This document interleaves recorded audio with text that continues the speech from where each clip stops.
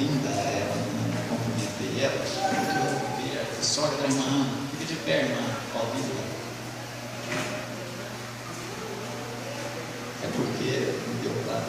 É bem-vinda, irmãos. És bem-vinda em nome de Jesus. Daqui uns tempos, irmãos, o tempo vai estar tão grande que nós não vamos conseguir, né, ver os irmãos. Vocês vão ter que vir em telão, viu? Porque vai ver assim, estou bem pequenininho, vai dar para entender que vai ter telão de tantos e tantos metros assim. Glória a Deus.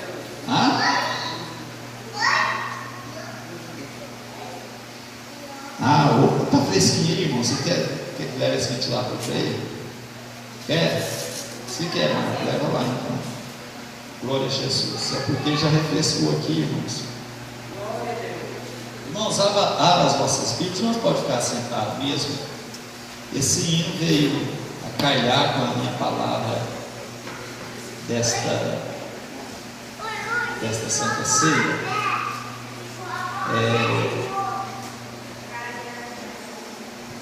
É Lucas 22. Vocês sabiam que nós temos esse costume de ficar de pé ao ler a palavra? Eu acho um costume bom, nós aprendemos assim. Mas vocês sabem que a missão original, na hora da leitura, não tinha ou não tem. Se você vai no norte, no nordeste, não tem o costume dos irmãos ficar de pé ao ler a Bíblia. Então esse costume foi criado aqui, né, através do pastor Paulo Davis Macalão. Ele era, me parece que general, era algo importante do exército. Então eles implantaram esse costume, é um costume bom. Mas os irmãos poderão ficar sentados. Então, né, quando os irmãos voltavam aqui de Goiás e para o Mato Grosso, aí falavam, vamos fazer a leitura, irmãos. Os irmãos olhando o cara de pé, o pastor, não. Eu sei que os irmãos têm esse costume, mas pode ficar como está, né? Aleluia. Quem encontrou Lucas 22, o verso 28, diz amém? Amém. Só o verso 28. Lucas 22, verso 28 diz assim: vós sois os que tendes permanecido comigo nas minhas tentações. Lê para mim o versículo, irmãos.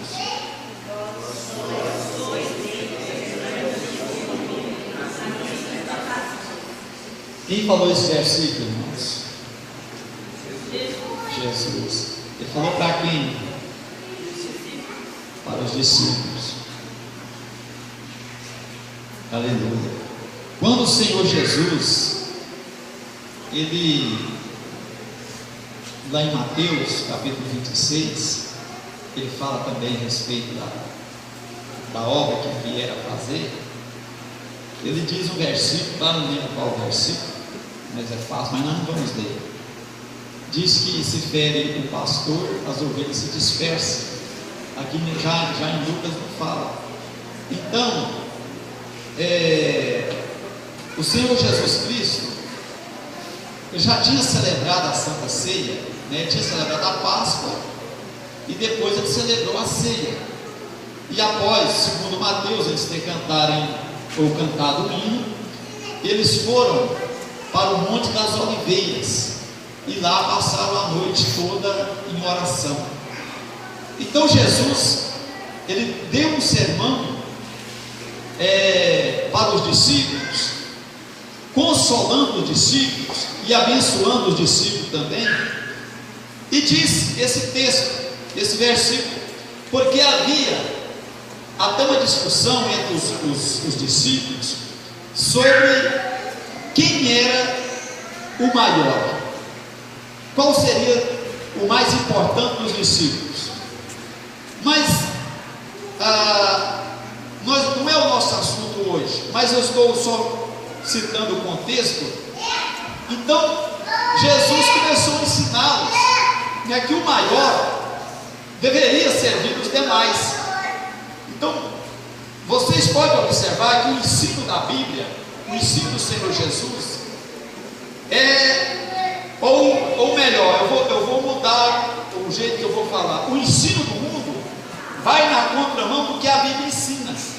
Então, no ensino do Senhor Jesus, aquele que ocupa um cargo, digamos, de evidência, é o que serve os outros. É diferente do que aqui na terra, não é, irmãos? Por exemplo, nós achamos bom aplaudir, quer dizer, nós, quando eu falo as pessoas, né, não estou dizendo, me referindo só a nós aqui. Nós, pelo contrário, às vezes a gente não faz isso. Eu, pelo menos, não faço. Mas quando vem um político, né, você gosta de aplaudir esse político. Ele fala lá um discurso inflamado e as pessoas aplaudem. Mas vocês sabiam que o político é apenas empregado nosso?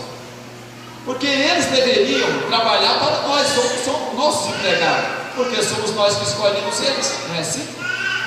Então, só porque o ser humano, ele colocou numa conotação diferente.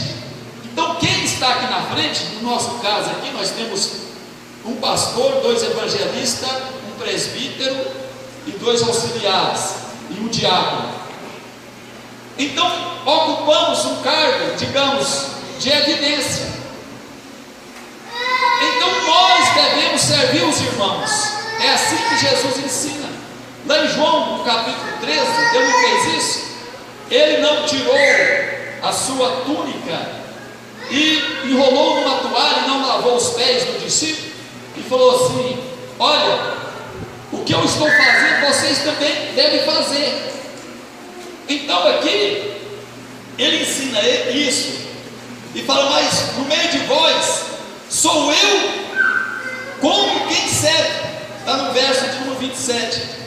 Depois no verso 28 ele: vós sois o que tendes permanecido comigo nas minhas provações ou nas minhas tentações. Ou seja, os discípulos tinham aprendido com o Senhor Jesus a forma, o modelo de servir a Deus. Então tem muitas pessoas que gostam de aparecer. Quem quiser aparecer, serve o irmão. Não é interessante, irmãos? Quem quiser estar em evidência, faça servir, né? Faça servir os irmãos. É assim que Jesus ensina. Ele, que é Deus, falou: olha, eu vim para servir e não para ser servido. Então vós, olha, vocês que permaneceram comigo, vocês aprendem isso. Mas vocês que permaneceram comigo nas minhas tentações. Irmãos, esse é o assunto. Permanecer com Jesus, os discípulos tiveram ou vai ter uma recompensa. Qual será a recompensa? Continua no verso de número 29: assim como meu Pai me confiou um reino, eu vou-lo confio. Jesus confiou um reino. Nós somos um reino. O reino de Deus mesmo não é um reino material, mas é a igreja. Nós estamos reinando, somos a igreja do Senhor Jesus. Mas nós vamos reinar do ponto de vista literal, porque Jesus vai governar o mundo durante 1000 anos. E aí Jesus disse: para que comais e bebais a minha mesa no meu reino. Viu? Jesus falando para os discípulos: comais e bebais na minha mesa. Agora vocês imaginam que mesa, irmãos? E vos assentareis em tronos para julgar as 12 tribos de Israel. Essas promessas são para os discípulos, para os apóstolos, não é para a igreja. Eles estarão julgando a Israel. Mas é interessante que nós também teremos a nossa recompensa. Agora, o versículo é esse: vós sois o que tendes permanecido comigo. Quem permanece com Jesus tem uma recompensa. Agora, nós podemos também fazer uma aplicação pessoal para cada um de nós. Não é bom, irmãos, quando você, em meio à tribulação, quando você passa por provação, quando você está em meio à tentação e você acha um ombro ali para chorar Não é bom, Jesus? Não é bom, irmãos? Quem já no tempo de angústia, no tempo de lutas, no tempo de dificuldade, e você encontrou um ombro para você chorar, diga amém. Foi bom para você? Foi bom? Então vós tendes permanecido comigo nas minhas tentações. Aleluia. Eu estava observando, irmãos, esse texto. A Bíblia, ela é riquíssima, né, em nos ensinar. A Bíblia fala aqui, no Salmo de número 34, diz assim: muitas são as aflições do justo, no verso 19, mas o Senhor de todas o livra. Eu quero mostrar para os irmãos como que a Bíblia se cumpre na vida de Jesus. No verso 20, diz assim: preserva-lhe todos os ossos, nenhum deles sequer será quebrado. Então, quando eles foram quebrar os ossos daqueles que foram crucificados, chegou em Jesus, está lá em Mateus, no Evangelho de Mateus, ele já estava morto, porque eles quebravam os ossos das pernas para morrer depressa, mas Jesus já estava morto para cumprir esse versículo. Aí o escritor diz assim: para que se cumprisse o que o profeta diz. Mas qual foi o profeta? Foi Davi. E ele diz: para preservar todos os seus ossos. E depois no verso 21, o infortúnio matará o ímpio. O infortúnio, irmão, é a desgraça mesmo. Vai matar o ímpio. Viu? Porque ele odeia o justo. Então a desgraça mata o ímpio, porque o ímpio odeia o justo. Ele não consegue assimilar a justiça do justo, e ele procura alguma forma, assim como eles não conseguiram, os fariseus não conseguiam assimilar o que Jesus ensinava. Jesus ensinava o que, irmãos? Começa com A: amor. Jesus ensinava, começa com P: perdão. Jesus ensinava comunhão, mas os fariseus ensinavam o que, irmãos? Destruição. Repressão ao pecador, né? Como que eles não fossem pecadores? Jesus falou: pecadores são vocês, que por fora, quem já ouviu aquele ditado assim: eu começo, vocês terminam. Por fora, bela viola. Mas não sabe qual é. Eu vou falar, alguém sabe aí? Alguém sabe? Que a irmã vai filmar aí para todo mundo falar junto. É o seguinte: por fora bela viola, por dentro pão bolorento. Pão bolorento, por dentro pão bolorento. Por fora bela viola. Está sendo os fariseus. Jesus disse que eles eram como um sepulcro caiado. O que é um sepulcro caiado? Que por fora tem uma belezinha, né? Tem a foto, a família daquele grande homem que foi, e está bonito, né? Coloca cerâmica, coloca ali, faz até uma igrejinha em cima. Não é bonito, irmãos? Mas alguém tem coragem de puxar a gaveta, viu? E entrar ali dentro? Principalmente se for na sexta-feira 13 de agosto. Quem tem coragem à meia-noite? Ninguém tem, né, irmãos? Então, irmãos, mas olha aqui como se cumpre a palavra do Senhor, porque Jesus falou: olha, vós é que tendes permanecido comigo.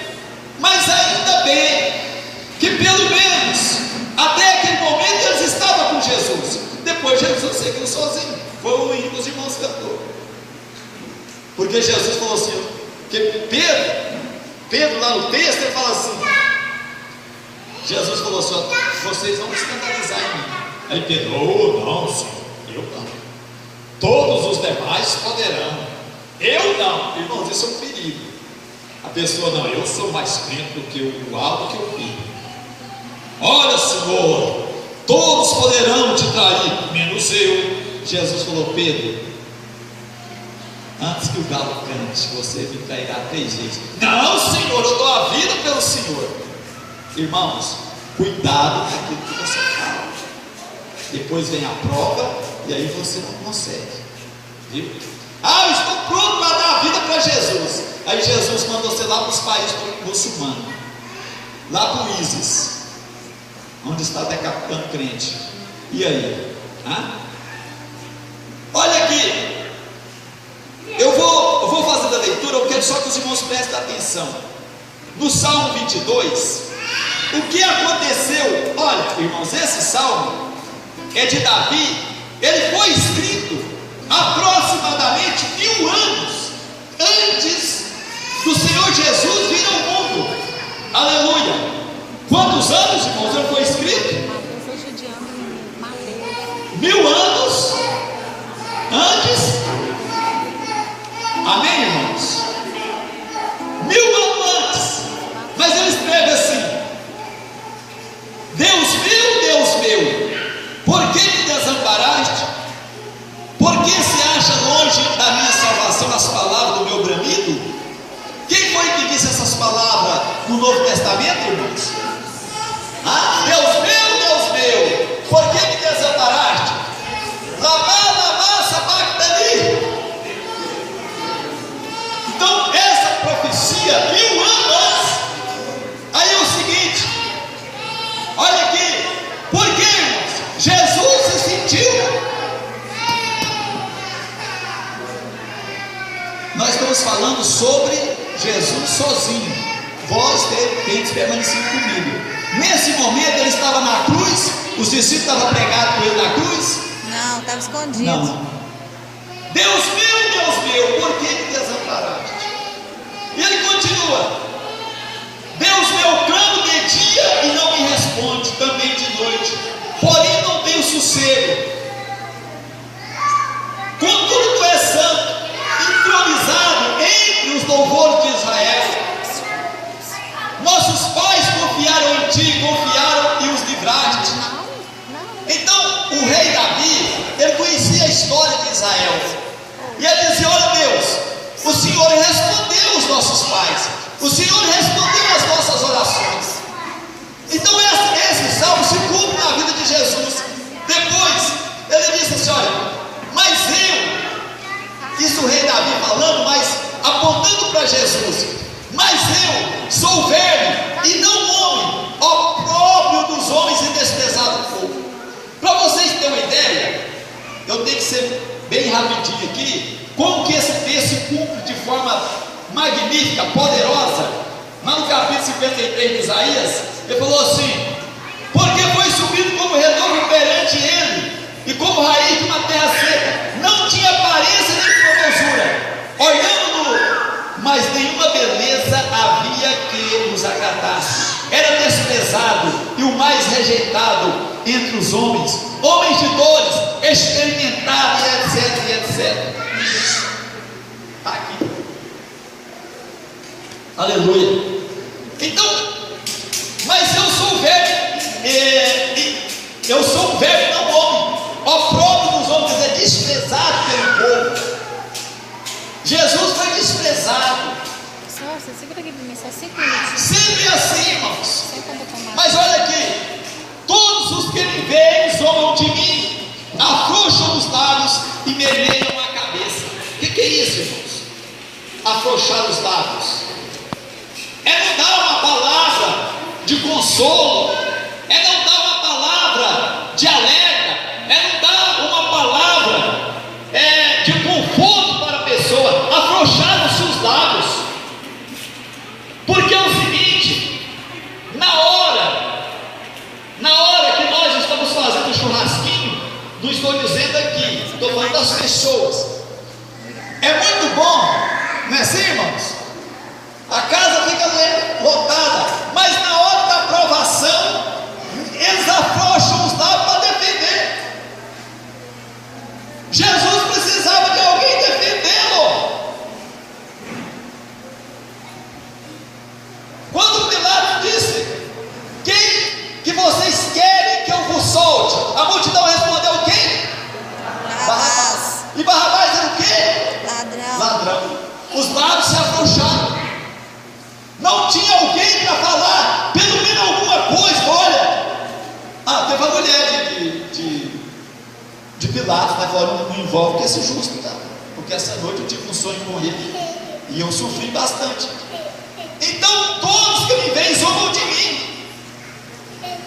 Confiou no Senhor, livre, salvo. Eles não falaram a respeito de Jesus. Confiou em Deus. Agora vai morrer. Morre não. Eu nunca vi quem confiar em Deus se dá mal. Você já viu? Já viu? Deus pode até permitir morrer, mas vai para o céu. É assim? Não tem jeito de se dar mal com Deus. Quantos apostam, irmãos, literalmente, na nossa derrota? Jesus foi para a cruz, mas era ali que estava a glória, era ali que a vitória seria esmagadora. Nós temos que entender isso também. Às vezes nós somos colocados na cruz, mas na cruz nós partimos para a glória, viu, Marcos? Tanto do ponto de vista humano como espiritual.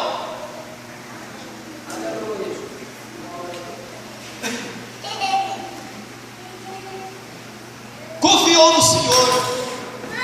Mas esse rapaz aqui, ó. Fala obrigado para mim, irmão. Falou, obrigado.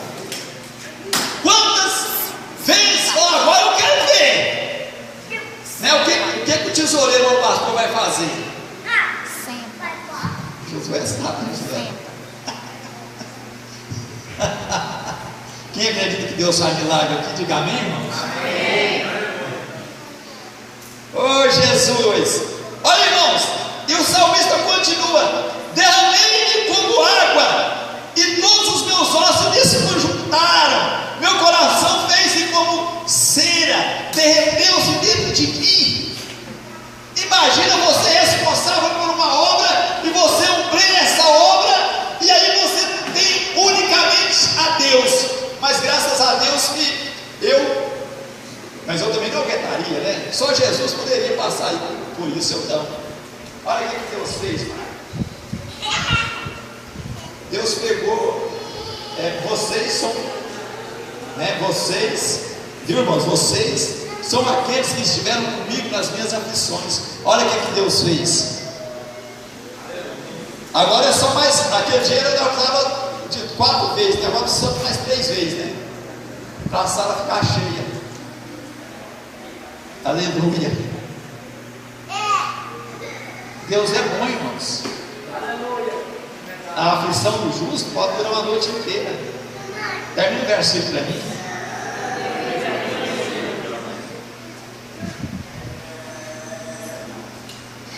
Secou-se o meu vigor como um caco de barro, e a língua se me pega ou apega ao céu da boca. Assim me deitas no pó da morte. Secou-se o meu vigor. Eu falei com Deus, e falei para o médico, e falei para um pastor. Falei, eu não quero pastorear mais nunca na minha vida. Fiquei doente. E depois, aqueles que permaneceram comigo, que reconheceram o meu sofrimento, estiveram comigo orando. E não foi 2 semanas, eu estou pastoreando novamente. E Deus está abençoando novamente. Amém, irmãos? Amém. Olha aqui. E ele disse mais: cães me cercam, como súcia de malfeitores me rodeia, transpassaram-me as mãos e os pés. Eles não fizeram isso com Jesus? É o salmo que se cumpre na vida de Jesus. Posso contar todos os meus ossos. Eles me estão olhando e encarando em mim. Imagina o osso olhando para você. Imagina, irmão. Imagina, irmãos. Os meus agora estão olhando, né? Se eu puxar a minha calça aqui, talvez a minha canela dá para olhar para mim e sorrir, né? Irmãos, isso significa que o camarada soltava o couro e o osso, Marcos. Os meus ossos estão rindo de mim. Irmãos, tem um pouquinho de banho, é saudável, viu? Os meus ossos olham para mim e sorriem. Quer dizer, o camarada ficou só